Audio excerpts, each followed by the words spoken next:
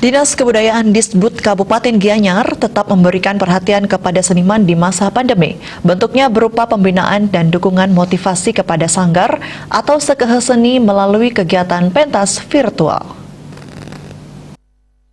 Kebudayaan Gianyar I Gusti Agung Sri Widyawati Selasa 31 Agustus mengatakan bentuk perhatian Disbud kepada seniman di masa pandemi ini salah satunya melalui kejuaraan Balaganjur Bebarongan Virtual Sebali Sanggar Prakempa 2021. Antusias sanggar atau seni mengikuti kegiatan ini cukup tinggi. Ada 20 peserta yang mengikuti.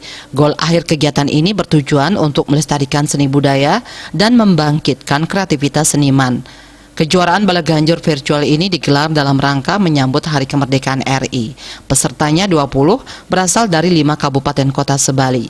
Penilaian akhir dilaksanakan pada tanggal 27 Agustus di Museum Subak Maceti dengan menghadirkan beberapa perwakilan peserta. Gusti Agung Sri Widyawati menegaskan pelaksanaan kreativitas seni ini tetap menerapkan protokol kesehatan prokes COVID-19.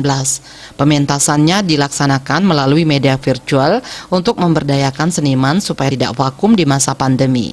Diakuinya sebelum pandemi, interaksi dan pembinaan sanggar seni lebih sering dalam bentuk tatap muka.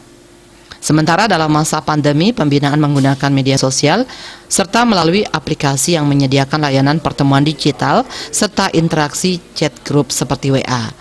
Widyawati memastikan kegiatan-kegiatan dilaksanakan secara virtual daring dan luring dengan tetap dengan prokes yang ketat tanpa penonton yang hadir dibatasi atau tanpa ada undangan. Wirnaya Bali Pos melapor.